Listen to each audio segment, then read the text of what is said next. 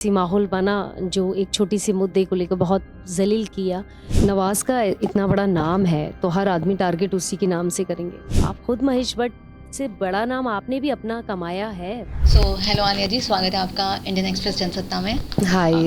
Well आपका eviction तो काफ़ी शॉकिंग था हमारे लिए भी, आई एम श्योर आपके लिए भी होगा। क्या लगता है आपको, अगर मिडवीक आप नहीं निकलती तो आखिरकार किसको निकलना चाहिए था आपकी जगह? नहीं निकलती तो देखिए मैं ही, ऑफ कोर्स मैं ही निकलती, क्योंकि मैं ऑडियंस के हिसाब से मैं देखूं तो शायद मैं इतनी एक्टिव नहीं थी। बट जब मैं निकली तो मैंने देखा ऑडियंस का रिस्पांस बहुत अच्छा था। सो तकलीफ़ थोड़ी हुई मुझे निकलने पे, क्योंकि कुछ चीज़ें ऐसी माहौल बना जो एक छोटी सी मुद्दे को लेकर बहुत जलील किया। सो उस चीज़ से मैं तकलीफ़ में थी। पॉजिटिव ये था कि ऑडियंस ने बहुत अच्छा रिस्पांस दिया। सो उस चीज़ की खुशी ज़्यादा है। राइट, अगर मैं बात करूँ तो रियल लाइफ में भी जिस तरीके से हम पहले से देखते आ रहे हैं, आपकी जो है नवाज़ और आपका जो झगड़े थे, उसके बाद घर में जाने के बाद भी लोगों ने कहीं ना कहीं आपको जज किया। सो क्या लगता है आपको कि ये जो चीज़ें हैं ये बाहर से ही चली आ रही है, तो वो कितना सही लगता है कि एक रियलिटी शो प्लेटफॉर्म मिला है जहाँ पर आप खुल के खुद को दिखा सकते थे, लेकिन उसके पहले ये सारी चीज़ें हो जाती है? देखिए ये टैग तो ऐसा लगा हुआ है कि वो ताउम्र जाने वाला तो है नहीं, क्योंकि नवाज़ का इतना बड़ा नाम है तो हर आदमी टारगेट उसी के नाम से करेंगे जब तक मैं अपना खुद की पहचान ना बना लूँ। सो अभी तो वो चीज़ चालू रहेगी। बिल्कुल। एंड घर के अगर अंदर बात करूँ तो आपका कहीं न कहीं पूजा भट्ट के साथ भी जमा नहीं। तो क्या कहना है आपको कि ऑफ़ कोर्स एक हम देख सकते थे बॉन्डिंग, जहाँ से वो महेश भट्ट की बेटी हैं, वहीं पर आप भी एक सुपरस्टार की वाइफ़ थी। लेकिन वो बॉन्ड क्यों नहीं बन पाया? वो जमा क्यों नहीं? आपकी तरफ से पहले पहल हुई थी, उनकी तरफ से, या जो भी घर के मुद्दे हुए, क्या लगता है आपको, क्या बीच में जो है खटास हो गई? पूजा जी से बना नहीं, मेरे रिश्ते कोई बिगड़े भी नहीं थे।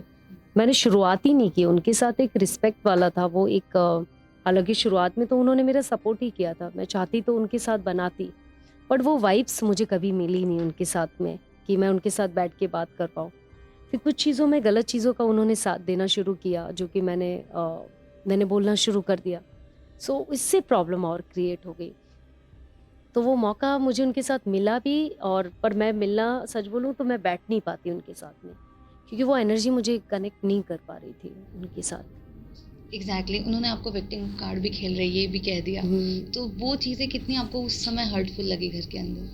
हाँ, विक्टिम कार्ड उनकी नज़र में है, पर ऑडियंस को तो दिख रहा होगा कि मैं कहीं भी विक्टिम कार्ड नहीं खेल रही। तो मुझे उस चीज़ की कोई ज़रूरत नहीं है कि बताना।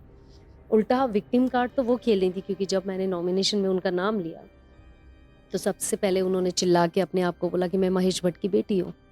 सो आप विक्टिम कार्ड कौन खेल रहे हो, वो तो ऑडियंस देख रहा है यार। आप पूजा भट्ट हो, आप खुद ही स्टार हो, तो अपनी पहचान छुपा के आप महेश भट्ट का नाम क्यों ले रहे हो? आप इतनी इनसिक्योर क्यों हो रहे हो भाई? आप खुद महेश भट्ट से बड़ा नाम आपने भी अपना कमाया है। पूजा भट्ट बहुत बड़ा नाम था अपने टाइम के टाइम, और महेश भट्ट का क्यों नाम ले रहे हैं? महेश भट्ट जी का नाम क्यों ले रहे हैं आप? विक्टिम कार्ड आप खेलें, ना कि मैं। राइट। एंड अगर बात करूँ तो काफ़ी जो है आपको टारगेट भी किया गया एक सैनिटरी पैड के लिए। हुँ। वो कितना आपके लिए हर्टफुल रहा? क्योंकि इतने बड़े प्लेटफॉर्म पर लोग इतना देख रहे हो, वहाँ पे एक सैनिटरी पैड को लेकर इतना बड़ा मुद्दा बनाया गया। वो एक देखिए बहुत बड़ी इंसल्ट थी।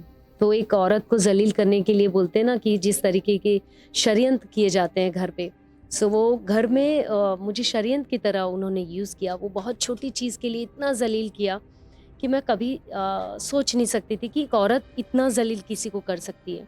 वेविका और पूजा जी ने जिस तरीके से मुझे ज़लील किया उस चीज़ के लिए पब्लिकली, और मैं उस चीज़ से बहुत हर्ट हुई थी, बहुत रोई थी, क्योंकि मुझे तकलीफ़ भी हुई थी इस चीज़ से। और तो क्या कुछ ऐसी मेमोरीज़ हैं आपकी जो आप घर के अंदर ही छोड़ना चाहती हो, और ऐसी कौन सी मेमोरी है जो आप घर के साथ लेके जाना चाहते हो?